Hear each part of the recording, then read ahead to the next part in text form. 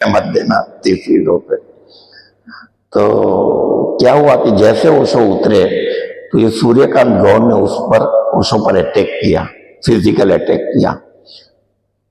तो आपको पता है ये घटना? हाँ, नहीं, छुरा नहीं फेंका, छुरा तो पूना में फेंका गया था। ये तो महावीर वाणी बंबई की 72 की बात है। पर्यूषण के हम लोग नाभि केंद्र और ऊपर क्रीम कलर की शॉल, एकदम लाइट कलर की शॉल पहनते थे।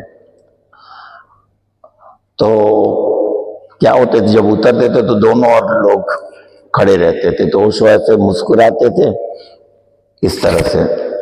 आगे बढ़ते जाते हूं तो उनकी जो चाल थी वो चाल भी अद्भुत थी। जैसे हिरण चलता है ना, हिरण की चाल थी।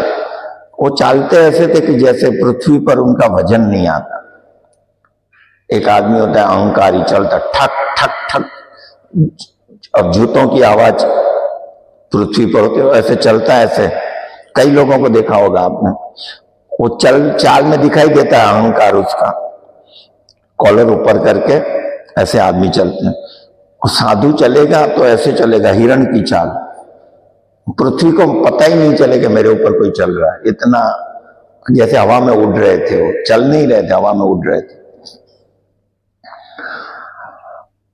तो जब मैंने पहला प्रवचन सुना तो मैंने क्या कह रहे हैं उसका मेरे लिए कोई महत्व नहीं था, शब्दों का। मैं उनकी अदाओं को देख रहा था। इसको मुद्रा कहते हैं। तो पतंजलि ने कहा है कि जो समाधिस्थ व्यक्ति होता है उसकी जो मुद्राएं होती हैं हाथ की, वो बहुत प्यारी होती हैं। तो मैं एकदम गोपी भाव से उनकी जो मुद्राएं होती हैं वो देख रहा हूं ऐसे। तो बहुत प्यारी मुद्राएं ओशो की होती रहती थी, जो बोल रहे हैं उसके साथ। मैं तो शब्दों पे गौर ही नहीं करता था, मैं तो उनकी अदाओं में खो जाता था। तो मेरा तो कहते स्नान हो जाता था।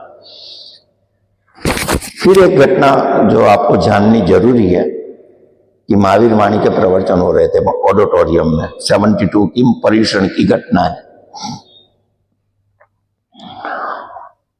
और मैं हमेशा तीसरी रो में, वो सब 19 प्रवचन हुए थे, सब तीसरी रो में ऑडिटोरियम में बैठ के सुन रहा था। तो सूर्यकांत गौड़ करके ओशो का विरोधी था और उसने एक संस्था का निर्माण किया था, अखिल भारतीय पाखंड उन्मूलन समिति। सूर्यकांत गौड़ था मोटा सा, अखिल भारतीय पाखंड उन्मूलन समिति। तो वो बड़ा एकदम बहुत बड़ा बैनर लगा के ओशो के जो प्रवचन होते थे क्रॉस मैदान में गीता के, उसके बाद वो बोर्ड लगा के माइक लेके छोटा सा ओशो के विरोध में कि ये रासपुतीन है, ये वात्स्यायन है, ये अमेरिका का एजेंट है, ये हमारी भारतीय संस्कृति को नष्ट कर देगा, ऐसे चिल्लाता रहता था। और उसको भी मिल जाते थे लोग, काफी लोग उनके पास भी इकट्ठे हो जाते थे उसको सुनने। बड़े बड़े उसमें लिखता था ये व्यभिचारी संत है। रासपुतीन आपको पता नहीं होगा, रसिया में एक राक्षस किस्म का एक संत हुआ था, रास्कल सेंट जिसको कहते हैं, कि संत के नाम पे जो धोखाधड़ी करते हैं उसको रासपुतीन, ऐसा एक संत था। अभी हम जैसे रहे कामसूत्र की रचना की, तो उसका आक्षेप था कि ओशो जो है वो वात्स्यायन है और समाज में व्यभिचार फैला रहे हैं। तो ये मैं महावीर वाणी की बात करता हूँ, वो उसके बाद करीब 1-1.5 साल के बाद की बात है। तो मेरा एक नियम था कि जब ओशो कार से उतरते हैं तो पहले मैं उनके चरण स्पर्श कर लेता था, फिर मैं अपनी सीट पे बैठता। मैं वहां रुमाल रख के आता था, बाजू वाले कहता था किसी को बैठ। ऑडिटोरियम में करीब 600 लोग बैठे हैं, एसी ऑडिटोरियम है, फिक्स कुर्सी वाले को ऑडिटोरियम कहते हैं। वो पैक था पूरा। ये घटना बाहर घटी है, ठीक है। जब ओशो की कार से जैसे ओशो पहला कदम बाहर रखते हैं तो सूर्यकांत गौड़ ने अटैक किया उनको। तो मैं वहां चश्मदीद गवाह था, मैं भी खड़ा था, मैं थोड़ा दूर था। तो फिर तुरंत ही ईश्वर भाई थे, लहरू भाई थे, जो ओशो वाले। आप थे उसमें? अच्छा, आप नहीं थे। हाँ, मैं ही था। तो क्या हुआ, ईश्वर भाई, लहरू भाई जो हमारे, उन्होंने तुरंत ओशो को कॉर्डन कर दिया, बचा लिया, ज्यादा कुछ नुकसान हुआ नहीं ओशो को। और ओशो तो अपनी मधुर मुस्कान के साथ बैठे स्टेज पे रोज की तरह। ये कोई चौथा पांचवा दिन था, पर्यूषण के कुछ 9 दिन के प्रवचन थे उसमें। तो मेरा ऑब्जर्वेशन यह था कि ओशो बिल्कुल चलित नहीं हुए, न डर गए न कोई घबराहट, इतने स्वस्थ थे जैसे पहले थे। और 2 मिनट के बाद तो बैठे और महावीर वाणी का प्रवचन शुरू हो गया। तो 5-10 लोगों को ही पता था, जो बाहर थे 10 लोगों को, बाकी सब जो 600 लोग हैं उन्हें पता नहीं कि 5 मिनट पहले क्या घटना घटी है बाहर। तो ओशो तुरंत स्वस्थता से रोज की तरह प्रवचन दे। तब मुझे लगा कि ये जो बोल रहे हैं वो जी भी रहे हैं, क्योंकि प्रमाण मिल गया।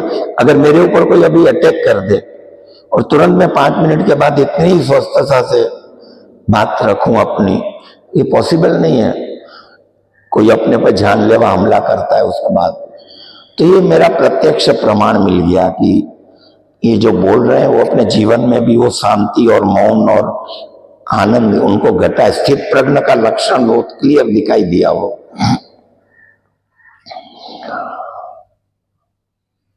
तो फिर तो ये रंग धीरे धीरे गहरा होता गया, उनका प्रेम बरसता गया।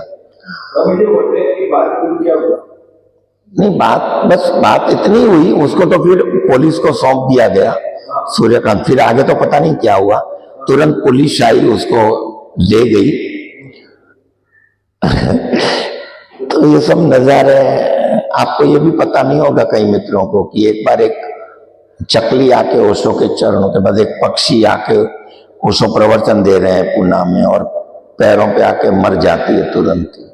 ये घटना घटी थी।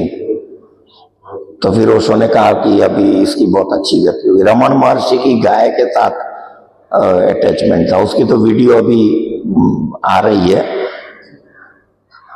ऐसी घटना आबू में घटी। चल आबू की बात है तो मैं बता दूं। ओशो की शिविर थी तो एक कुत्ता रोज आता था और रोज मौन चुपचाप बैठता था ध्यानस्थ अवस्था में, कोई आवाज नहीं, एक ही पोस्चर में। और रोज फिर जब ओशो की टिकट थी ट्रेन की वापस जाने की अपने घर, तो वो रेलवे स्टेशन तक आया और जब तक ट्रेन नहीं आई वो रुका। फिर जब ओशो ट्रेन में चढ़े तब भी वो ओशो को निहारता था। वो जब तक ट्रेन में, वो जो आधा किलोमीटर तक ट्रेन आगे जाती है, और तब तक ओशो उसको वेव करते हैं और कुत्ता तब तक उनको देख रहा है। जब बिल्कुल ओशो ओझल हो जाते हैं, दिखाई नहीं, तब वो वापस लौटता है। तो ये जो हम जिसको समझते हैं पशु, उनमें भी बहुत सिक्स्थ सेंस होती है। एक बात मुझे अभी 2 साल पहले पता चली, आप में से बहुतों को पता नहीं होगा। अगर आपने कुत्ता पाला है आपके घर में, तो आप दुनिया की किसी भी जगह पे जाओ कि कुत्तों को पता चल जाता है कि आपके घर पे कुत्ता है। हाँ, ये मुझे अभी 2 साल पहले पता चला। आपने कुत्ता पाला है ना आपके घर में, और आप कहीं भी चले जाओ, आपके कुत्ता बंबई में पाला और आप ऑस्ट्रेलिया जाओ, न्यूजीलैंड जाओ, अमेरिका जाओ, वहां के कुत्ते को आपके बॉडी में से स्मेल आती है कि आपने कुत्ता पाला है। ये आपके पीछे पीछे चलेंगे, सब 4-5 कुत्ते आपके पीछे पीछे चलते रहेंगे, आधा किलोमीटर 1 किलोमीटर तक। हाँ, कि अपने वाला है ये।